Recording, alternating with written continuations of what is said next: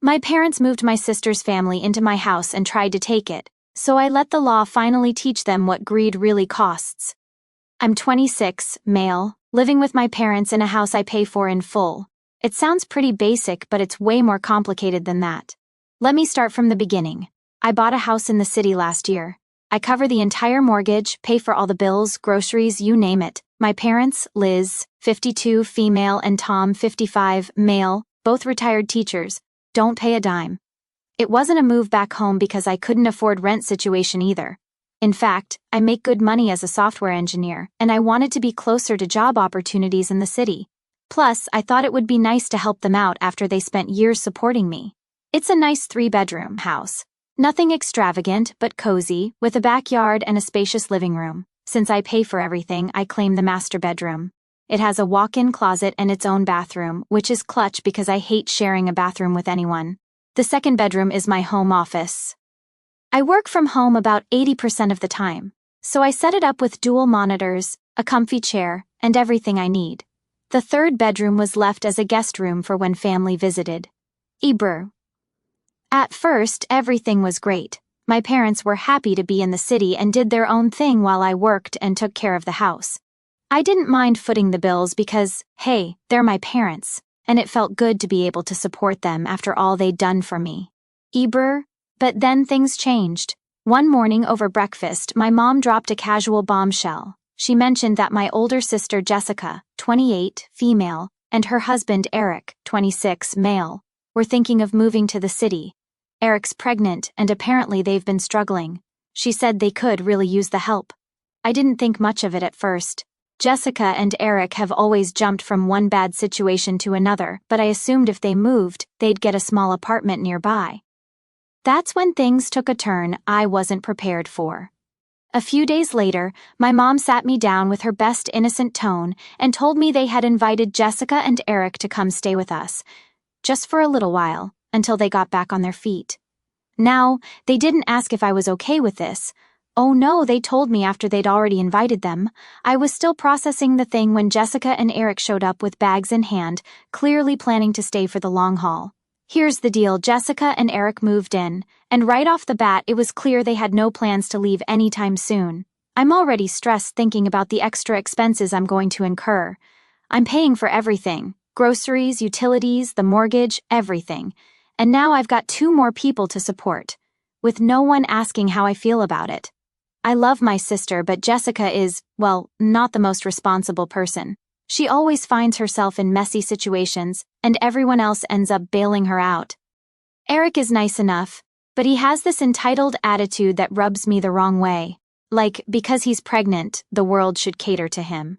The tension started building almost immediately. A few days after they moved in, Eric started making these little comments, the kind that seem harmless but are actually annoying as hell. Stuff like, "This place is so big, it must be hard for you to clean it all by yourself," or "We're going to need a lot of space for the baby stuff when it gets here." I didn't think too much of it at first, but then one evening things escalated. Jessica and Eric pulled me aside and said they wanted to talk. I thought maybe they were going to apologize for the extra burden they were putting on me, or maybe offer to help out financially. But no. Eric, all casual, says, "So we've been thinking it'd make more sense if we took the master bedroom." I blinked, thinking I must have misheard.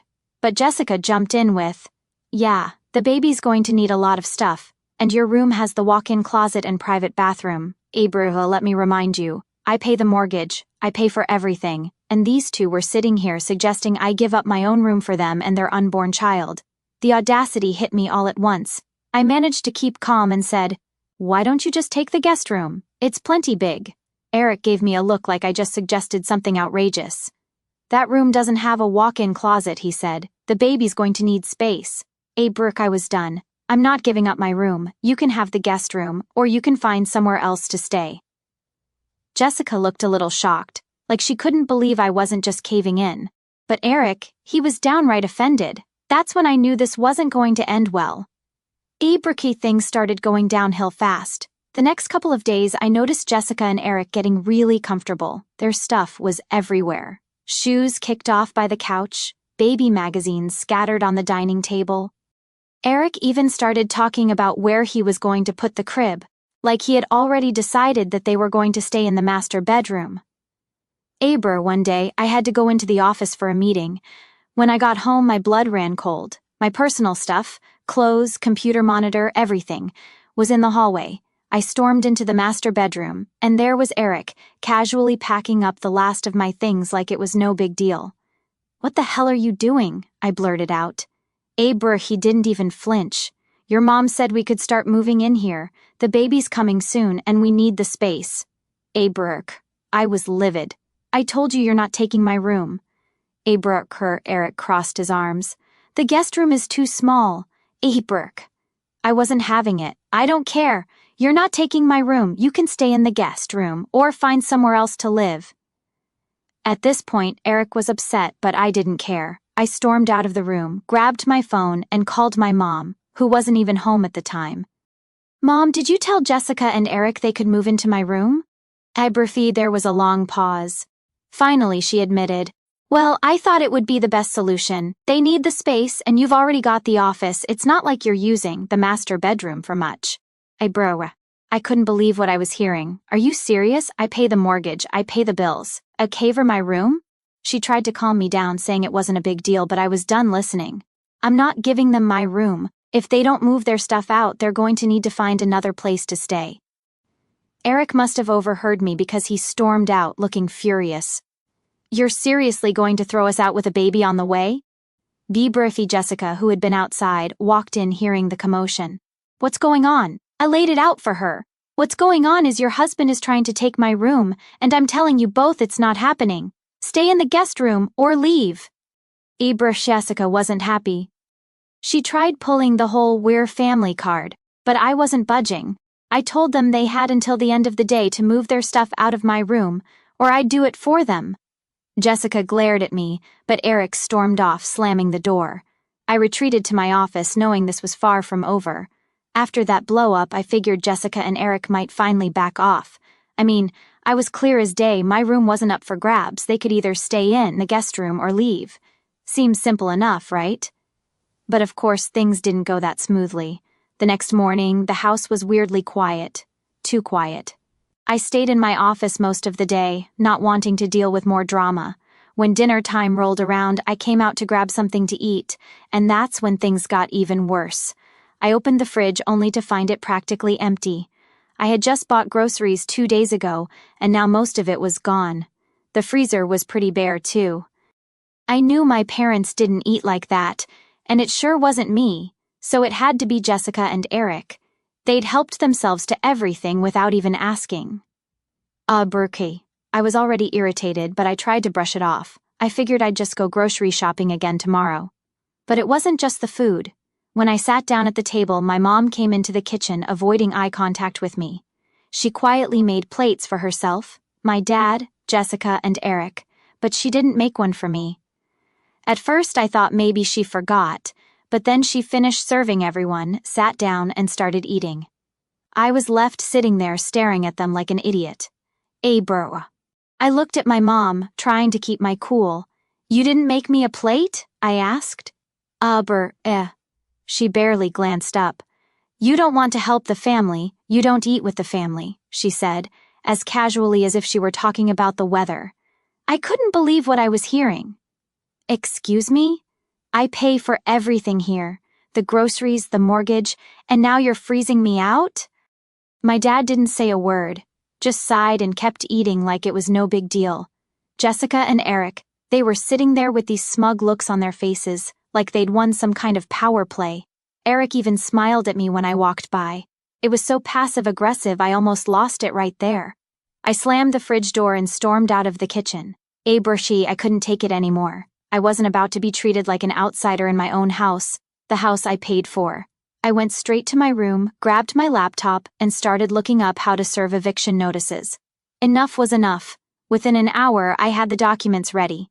I printed 2 sets, one for Jessica and Eric, and one for my parents. It felt weird kicking out my own family, but they had crossed too many lines. They didn't respect me, and I wasn't going to keep letting them walk all over me. Once the notices were printed, I walked back into the living room where everyone was sitting. I didn't say a word. I just slapped the papers down in front of my parents and handed the other set to Jessica and Eric. Brof. Jessica looked confused. What's this? She asked, scanning the papers. You have 24 hours to pack your things and leave, I said, keeping my voice as calm as I could. If you're not out by tomorrow, I'm calling the police. Jessica's face went pale. She clearly hadn't expected this. You can't be serious, she muttered. Bert. Oh, I'm dead serious, I replied. I'm done with this. You've been freeloading here without contributing a thing, and now you think you can take over my house? No, not anymore. Jessica stood up, glaring at me like she was ready for a fight, but I didn't budge. I was taller, bigger, and definitely not intimidated by her little temper tantrum. We're family, she said through gritted teeth. You can't just throw us out. Hebrew, yes I can, I said, stepping closer. I pay for this house, not you, not Eric, not Mom or Dad. If you can't respect me, you don't get to live here. Eric, of course, started crying, playing the victim. I'm pregnant and you're kicking us out? What kind of sister are you? I'm the sister who's been paying for everything while you two take advantage of me, I shot back. You have 24 hours. That's more than generous. Fee. Jessica looked like she wanted to argue more, but I could see the realization sinking in. I wasn't bluffing. My mom, who had been sitting there quietly this whole time, finally spoke up.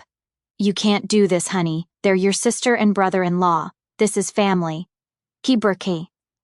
I didn't care anymore. I've already done it, I said, pointing to the eviction notice in her hands. You've got 30 days to find somewhere else, too.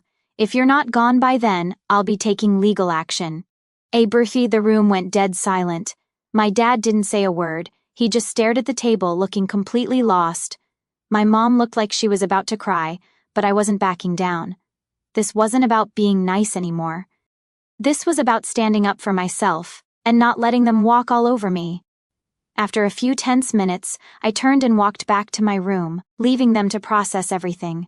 I locked the door, sat down at my desk, and took a deep breath. I had just done something I never thought I'd have to do, kick out my own family. But you know what? It felt good. It felt right. I wasn't going to be taken advantage of anymore. The house was eerily quiet for the rest of the night. No one came to my door, and no one tried to argue with me. I think they finally realized I wasn't messing around anymore. If they didn't respect me, they didn't deserve to live in my house. I slept better that night than I had in weeks. After handing out the eviction notices, I expected either an explosion of drama or for everyone to finally take me seriously. But instead, the house got quiet. Uncomfortably quiet. The next morning, I woke up earlier than usual, partly because I couldn't sleep. I was waiting for something to happen. Maybe Jessica would bang on my door demanding I change my mind, or my parents would try to plead with me. But none of that happened.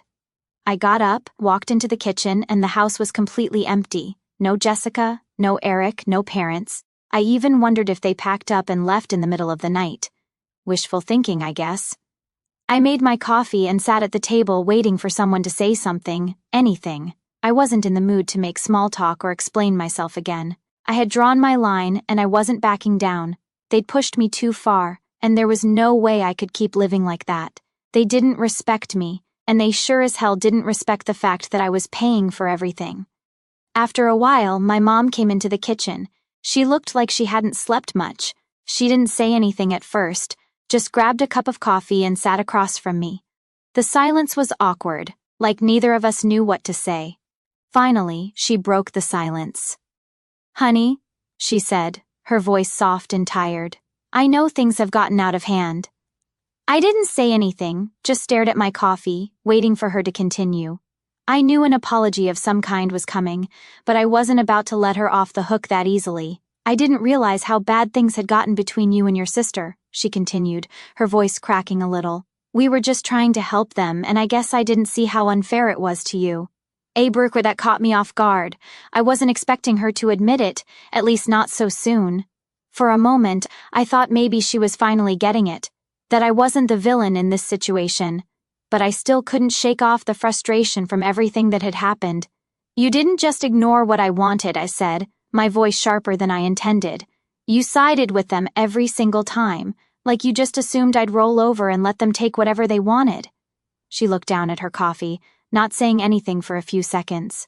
I know, she said quietly. But we thought, well, you've always been the strong one. Jessica, she's never had it easy. That was her excuse every time. Jessica wasn't strong. Jessica had struggled more. Jessica needed more support. It was like they didn't think I had any limits because I was the one who had my life together. Ibrahim, and you think I've had it easy? I asked, my anger simmering just beneath the surface. I'm the one who bought this house. I pay the mortgage. I pay for the groceries. I've been carrying all of you, and you think I can just keep doing that forever? She sighed and nodded. You're right. You've done a lot more than we could have asked for. But Jessica, with the baby on the way, I cut her off.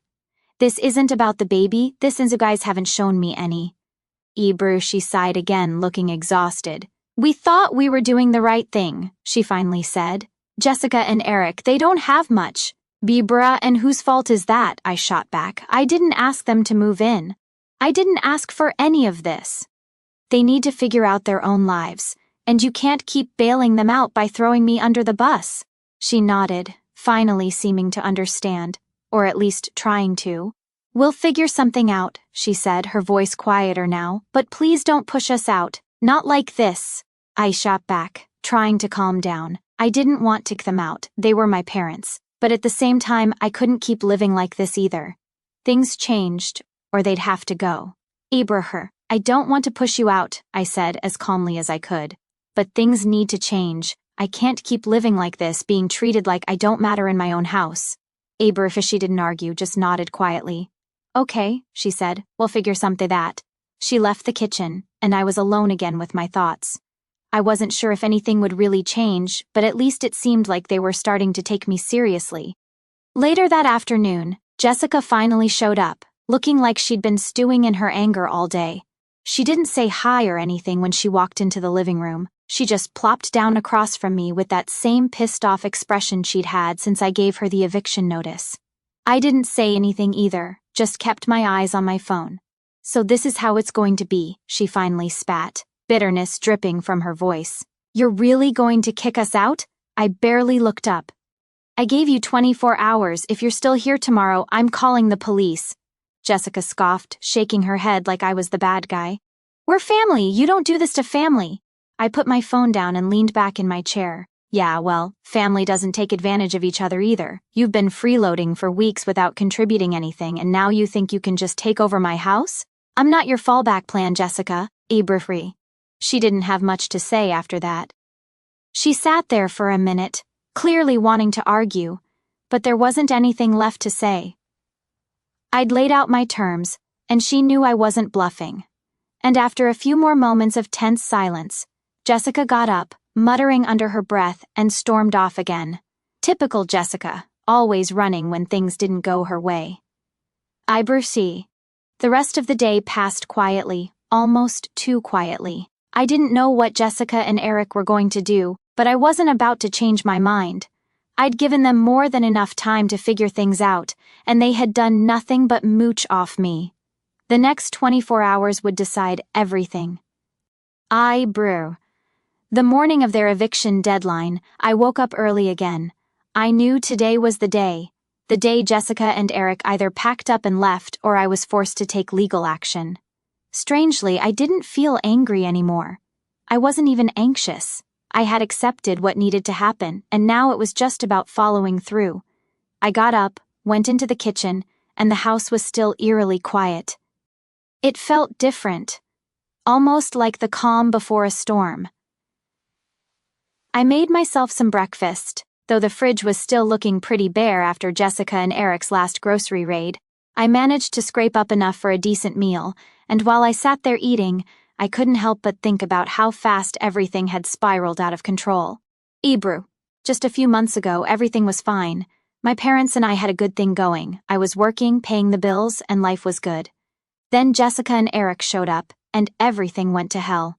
It's crazy how quickly things can change when people start feeling entitled to things they didn't earn. A couple of hours later, I heard footsteps in the hallway. My dad walked into the kitchen, grabbed a cup of coffee, and sat down at the table across from me. He didn't say anything at first, just sipped his coffee and stared out the window. I wasn't sure if he was mad at me or if he just didn't know what to say. Finally, he broke the silence. Jessica and Eric are leaving today, he said quietly. I didn't respond right away. Part of me felt bad, but the bigger part of me knew this was the right thing to do. I couldn't keep letting them take advantage of me, and if that meant they had to leave, so be it. They don't have anywhere to go, my dad added, his voice low. They're going to stay at a motel for a while until they figure things out. I stopped mid-bite and looked at him. Part of me did feel a little guilty, but I quickly pushed that feeling away. I'd given them time, plenty of time, to get their act together, and they hadn't done a thing to help themselves. I gave them a chance, I said, keeping my voice steady. They left me no choice. Way. My dad didn't argue. He didn't try to guilt-trip me like I thought he would. He just nodded, taking another sip of his coffee. I think he finally understood that I wasn't going to back down this time. After all that had happened, there was no way we could go back to how things were. Around noon, Jessica and Eric started packing their things. I stayed in my room for most of it, not wanting to get into another argument or hear more passive-aggressive comments. But after a while, I could hear Jessica's voice getting louder from down the hall, so I knew something was about to go down. Sure enough, Jessica knocked on my door. I opened it, and there she was, standing there with the same pissed-off look she'd had since this whole thing started. "You're really going to let this happen?" she asked, her voice sharp. "You're just going to kick us out like this?" I crossed my arms and leaned against the doorframe.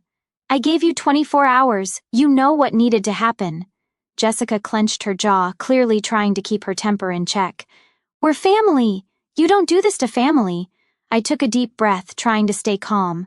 "Family doesn't take advantage of each other. I'm not kicking you out for no reason. You've been freeloading here for weeks without contributing anything. I've been paying the mortgage, the groceries, everything. And instead of being grateful, you try to take my room and push me out of my own house. I'm not going to let that happen." Jessica didn't say anything for a few seconds. I could tell she was mad, but there was nothing left for her to argue. She knew I was right, even if she didn't want to admit it. So that's it," she finally muttered, her voice low. "You're just throwing us out."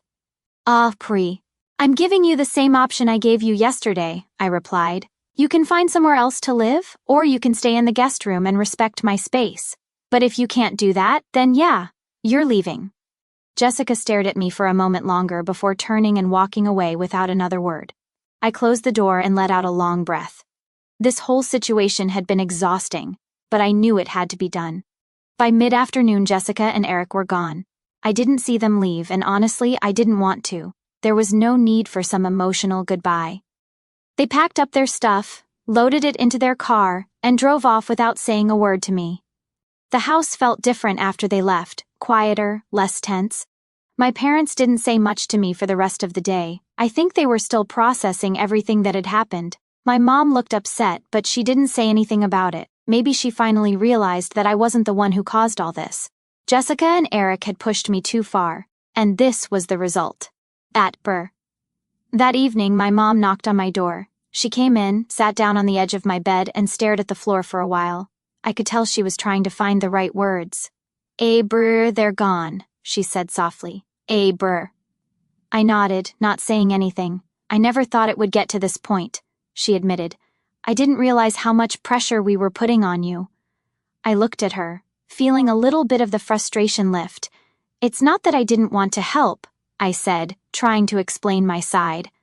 "But you guys treated me like I didn't matter, like my needs and my space weren't important." She sighed, nodding. "You're right. We should have seen it sooner." We sat in silence for a few minutes, neither of us really knowing what to say next. I could tell she was upset, but at least now she seemed to understand where I was coming from. "I don't want you and Dad to leave," I said after a while, breaking the silence. "But if things don't change, I can't live like this." She nodded again, standing up slowly. "We'll figure it out," she promised. "Things will be different, I swear." As she left the room, I felt a strange mix of relief and exhaustion. The situation with Jessica and Eric was finally over, but there was still work to be done with my parents. I knew it wasn't going to be easy, but at least now it felt like they were willing to listen. For the first time in weeks, I felt like I could finally breathe again. The house was quiet, and the tension that had been suffocating me was gone. It wasn't a perfect solution, but at least now I had my space back, and most importantly, I had my respect. After Jessica and Eric left, the house settled into an eerie calm. It felt like I could finally breathe again, but the whole situation still lingered in the back of my mind. I had won the battle for my room and my respect, but it left me wondering if things would ever really go back to normal with my parents. I had drawn a hard line, and there was no going back. Still, I hoped that we could find a way to move forward without all the tension. The days that followed were quiet, almost too quiet. My parents kept mostly to themselves.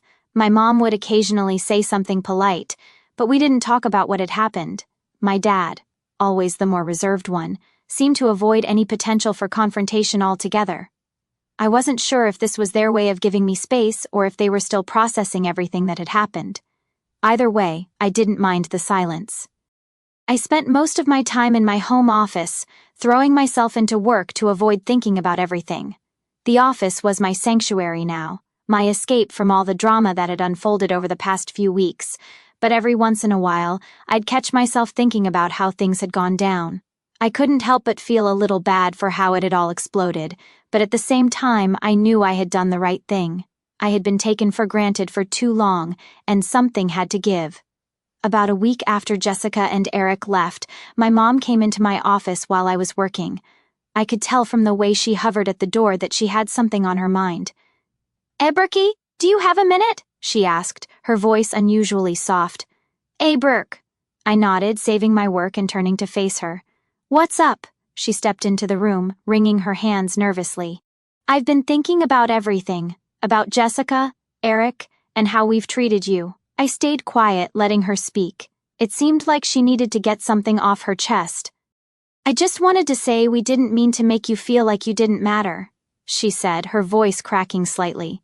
"We thought we were helping Jessica, but I see now that we were putting too much on you. You've done so much for us, more than we ever could have asked for, and we took advantage of that." "I'm sorry, the apology caught me off guard. I had expected some kind of acknowledgement eventually, but hearing her say it so directly hit harder than I anticipated. I could see the sincerity in her eyes, and for the first time in a long time, I felt like she truly understood what I had been feeling. "Abru, I appreciate that, Mom," I said, trying to keep my voice steady. But it wasn't just about the money or the house, it was about respect. I felt like you guys didn't respect me or what I was doing to keep things running. I didn't mind helping, but I couldn't keep living like that. She nodded, wiping a tear from the corner of her eye. "You're right, we should have respected your boundaries. It won't happen again." I wasn't one for drawn-out emotional conversations, but this one felt necessary. It was like a weight had been lifted, and I could finally see a path forward that didn't involve constant tension and resentment. My mom gave me a small, apologetic smile before heading back to the kitchen. I sat there for a few minutes, processing the conversation. It wasn't a full resolution, but it was a step in the right direction. The real turning point came a couple of weeks later. By then, the house had settled into a new routine. My parents were more respectful of my space, and the awkward tension that had filled every room since Jessica and Eric's departure had slowly dissipated. I could finally feel the house becoming a home again, instead of the war zone it had been for the last few months. One evening, I came home from a meeting at the office to find my dad sitting at the kitchen table looking unusually serious. Normally, my dad wasn't one for heavy talks. He left most of that to my mom. But something about the way he was sitting, staring into his cup of coffee, told me he had something important to say. "Hey," I said, trying to keep things casual as I grabbed a drink from the fridge. "Everything okay?" He looked up, his expression thoughtful. "I've been meaning to talk to you." I sat down across from him, curious but not too worried about what he took a deep breath, leaning forward with his hands clasped in front of him. "About the house and everything you've been doing to keep this place going." I stayed quiet, sensing that he needed to get this off his chest. "I know I haven't said much," he began, his voice low, "but I've been thinking about it a lot. You've done more for this family than any of us ever expected, and I want you to know that I appreciate it." "Eber," I was taken aback. My dad wasn't the type to open up like this, so hearing him say those words felt significant. "You didn't ask for any of this," he continued, "and you've carried more than your fair share. I just want you to know that I see it, and I'm sorry for how things went down with Jessica and Eric." I could tell he had been holding on to this for a while, and hearing him acknowledge everything I'd been through hit differently than when my mom had apologized. It wasn't that one meant more than the other, but my dad's quiet nature made his words feel more profound somehow. "Thanks, Dad," I said, not sure what else to say. "That means a lot." He nodded, taking another sip of his coffee. "I just want things to be better for all of us." It wasn't a long conversation, but it was enough. I could see that he meant it, and in that moment, I felt like things were finally starting to change for the better. In the weeks that followed, things continued to improve.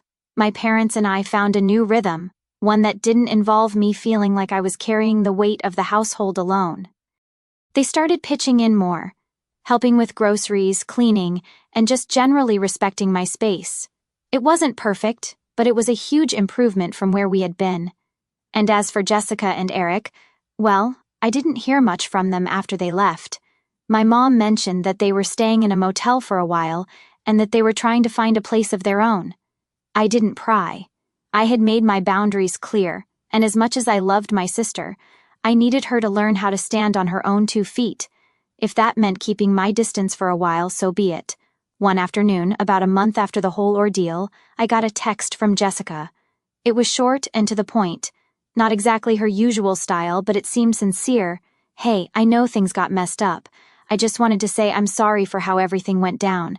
We're figuring stuff out, and I hope we can talk soon." I stared at the message for a while, not sure how to respond. Part of me was still angry about how everything had played out, but another part of me appreciated the gesture. I didn't reply right away.